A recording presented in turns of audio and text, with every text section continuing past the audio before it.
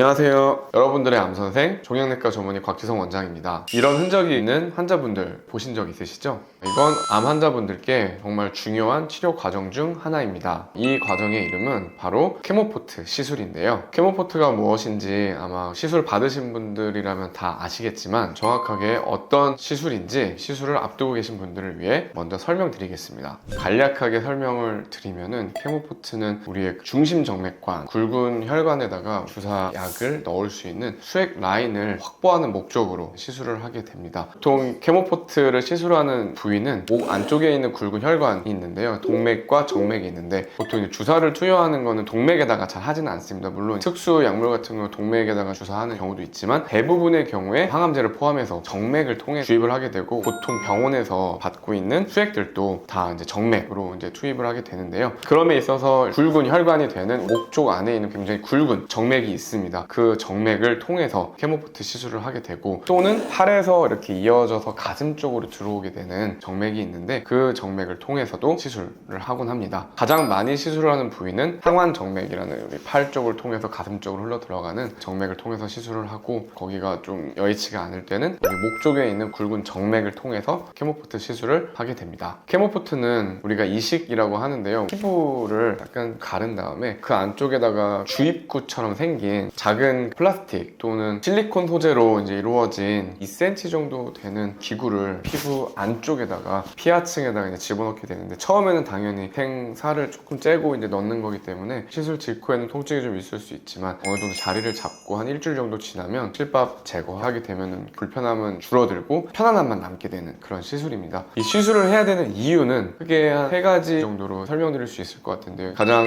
첫 번째 목적은 항암제들은 대부분 다들 독성을 가지고 있는데 그 독성들 중에는 혈관에 대한 독성이 큰 항암제들이 있습니다. 그래서 혹시나 팔에서 혈관을 잡아서 투여를 하게 되면 혈관이 얇기 때문에 정맥이 잘 터지게 되는데 터지면은 주입 중이던 항암제가 바깥으로 흘러나가겠죠.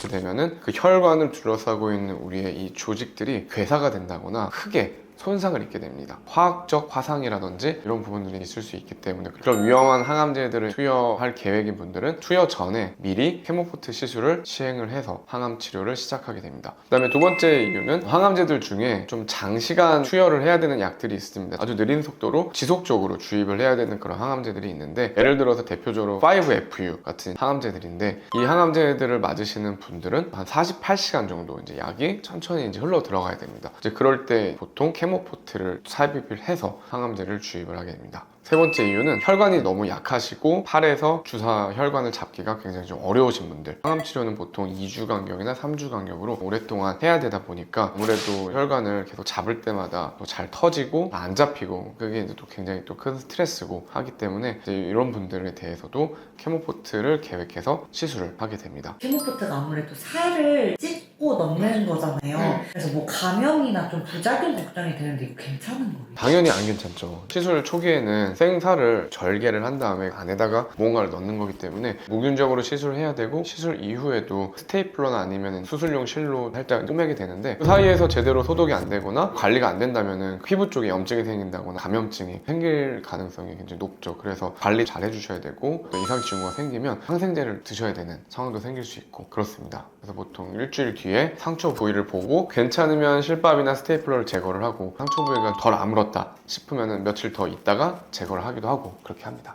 중의 신호가 통증, 발적, 붓기 이 정도일 것 같아요. 시술한 지 일주일째 돼가는데 통증이 너무 심하다, 손만 대도 아프다, 부어있다, 빨갛게 색깔이 변해있다, 거기 염증이 있는 거기 때문에 담당 전문의와 상담을 받아봐야겠죠. 케모포트 시술 직후에는 시술 부위가 감염될 수 있는 것들을 조심하셔야 되고요. 시술 이후에는 굵은 정맥에다가 수액이 들어갈 수 있는 길을 확보하는 거다 보니까 그쪽을 통해서 외부의 균이나 불순물들이 들어갈 수가 있겠죠. 그런 것들 때문에 혈류 감염이나 폐혈증도 올 수 있습니다. 그런 경우는 케모포트를 제거를 해야 됩니다. 그렇기 때문에 이 케모포트를 제대로 알지 못하고 무균적으로 시행하지 않고 언제든지 넣었다 뺐다 할 수 있는 그렇게 쉽게 쉽게 생각하다가는 항암 치료가 중단될 수도 있고 환자분께 심각한 합병증, 폐혈증 같은 부작용으로 인해서 항생제 치료를 오래 하셔야 되는 상황들도 올 수 있습니다. 물론 무균적으로 조심스럽게 했지만은 그럼에도 불구하고 생기는 혈류 감염도 있기는 합니다. 그렇기 때문에 더더욱이나 조심해야 되는 게 중심정맥관이고, 중심정맥관은 케모포트뿐만 아니라 PICC라든지 투석하시는 분들이 임시 혈관을 잡는 부분들도 있고, 중심정맥관들은 말초혈관보다 더더욱이나 세심한 의료진들의 주의가 필요합니다. 그 다음에 넣어야 되는데 싫어하시는 분들도 계시고, 의학적으로 이제 넣으면 좀 좋겠는데 이게 좀 생소하고 처음 들어보고 굵은 중심정맥에다가 케모포트 이식을 한다고 하니까 번거로울 것 같고 힘들 것 같고 귀찮스러울 것 같고 이런 걱정들 많이 하시는데, 생각보다 간단한 과정이고 생각보다 아프지 않고 국소 마취를 또 진행하고 하기 때문에 마취가 풀리면 조금 아프긴 하겠죠, 시술 직후에는. 근데 생각보다 시술을 하시고 나서 그 이후에 항암 치료라든지 아니면 여러 가지 수액 치료들, 영양 치료라든지 이런 것들 해나갈 때 주사 바늘에 매번 찔리지 않으셔도 되고, 혈관이 안 나오시는 분들 항상 주사